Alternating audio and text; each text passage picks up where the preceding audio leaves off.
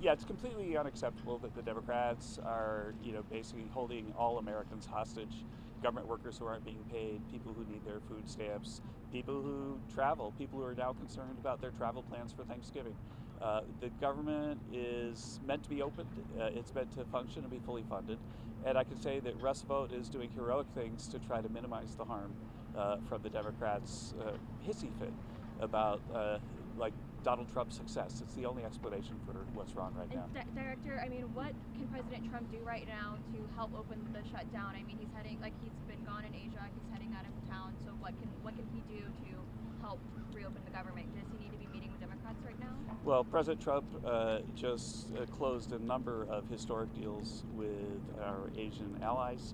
He was able, along with Secretary Hassett and Jameson Greer, to negotiate an astonishingly good deal with China. He actually went above Spinal Tap and said it wasn't an 11 on the knob of success; it was a 12. I think I might give it a 13 because if you look at it, China is continuing to pay the tariffs that the president has put in place, but they're also opening up their trade with us and buying stuff from our farmers and so on. Director, why won't the president meet with Democrats to talk about what they can do? The president takes phone calls all the time, but this is an issue with the Senate. The senators need to do their job. The job of the senator is to be a moderating influence in American culture, in American politics. Chuck Schumer and the Democrats right now are the opposite. And I think that every voter in the world is going to notice that, that guy that I thought was a moderate is not.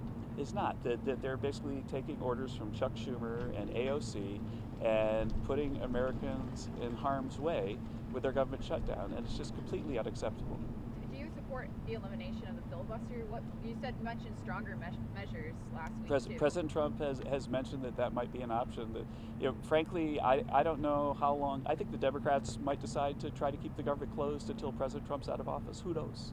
That there's no sense in what they're doing.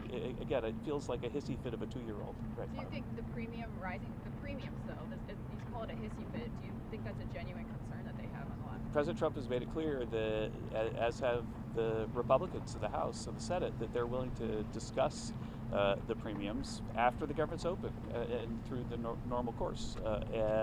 I remind that 13 times the Democrats voted to keep the government open while President Biden was in office, but that meant that 13 times the Republicans understood their constitutional duty to keep the government open so that Americans don't go through the suffering that they're going through right now.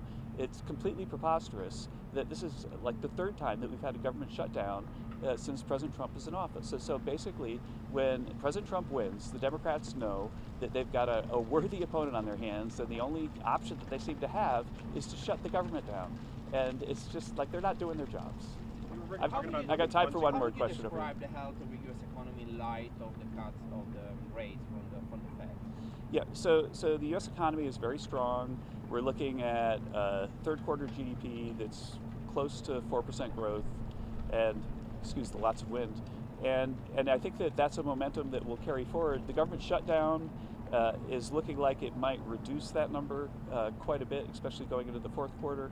And but the momentum from all of President Trump's policies is really, really strong. As for the Fed, I think that we're glad that they reduced the interest rate. We think that was the right move. But if you think about from the previous meeting, the news we have is basically that inflation is lower than we thought. And other than that, we don't have a lot of news because the government shutdown is making it so that the Fed is flying blind a little bit. But we have a government shutdown, which is a negative for the economy. And against that backdrop, the idea that the Fed would be backing away from their promised rate reductions in the future is puzzling to us. So thank you very much.